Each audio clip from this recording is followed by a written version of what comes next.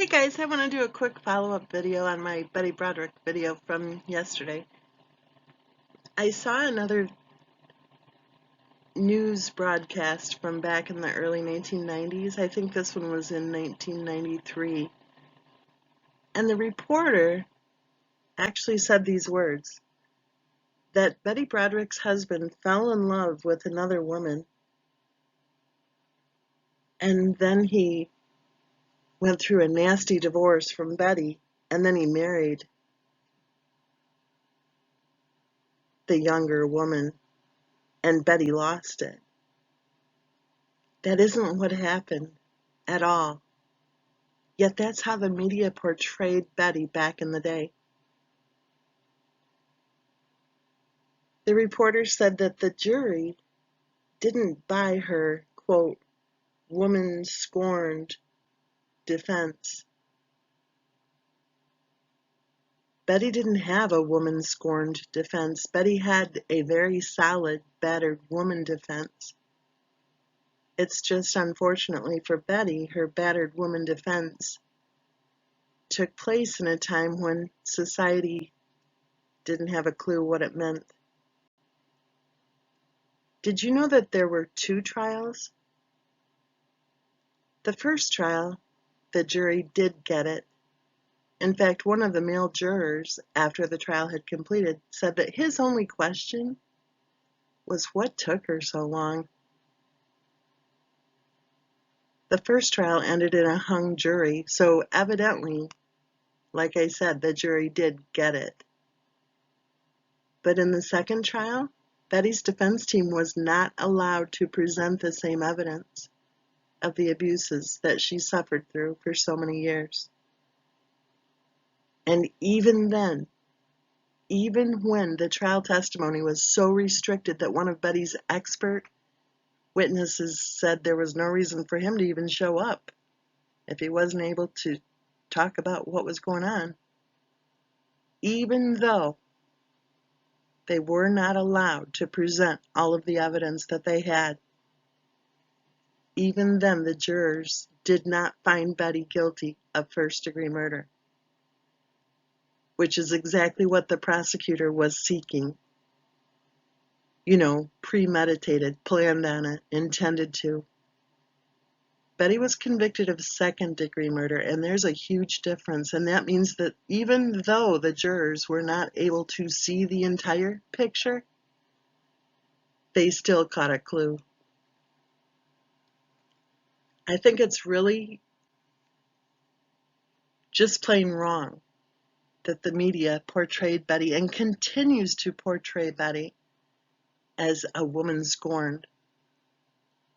She wasn't a woman scorned. Betty was in a new relationship. Betty had a new home. Betty even had a new career. They also portrayed her as the housewife. One did say she was a supermom. At least they didn't try to cut down her role as a mom, right? Back in the day during the marriage. But Betty was also the sole provider for the family for years, while her husband suddenly announced that he no longer wanted to pursue becoming an MD. He wanted to get his law degree instead. So Betty was the person who worked full-time and also part-time jobs in the evenings too, to support their children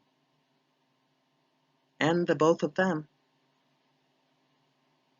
Betty suffered through one miscarriage after another. She had 4 children. Actually, she had 5. She suffered through losing one of their children shortly after he was born. She suffered through a lot. And every time she said to her husband, "You're having an affair, aren't you?" he told her she was crazy. When she realized for sure that she was right all along, that he was screwing the young woman who I think was 22 years old when they started, She figured that her husband was having a midlife crisis, and evidently the red Corvette kind of made her think that too, right? She told him to get out. She said, you either fire her, because remember, her husband had hired his, I don't know what to call her, mistress. Betty said, fire her or get the hell out. And he wouldn't leave, and he wouldn't fire her either. He stayed, and he kept telling Betty she was crazy. He kept telling her she was fat, and she was ugly, and she was stupid.